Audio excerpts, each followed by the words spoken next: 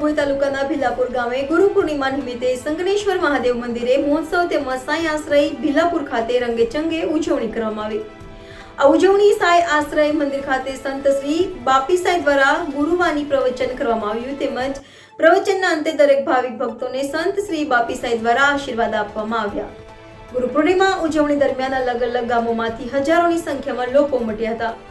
Reporter Trilok Trivedi, NN news Sankheda. દર્શક મિત્રો, NN ન્યૂઝને લાઈક કરો, શેર કરો, સબસ્ક્રાઇબ કરો અને બેલ આઇકન પ્રેસ કરો જેથી આપને નોટિફિકેશન્સ મળતી રહે।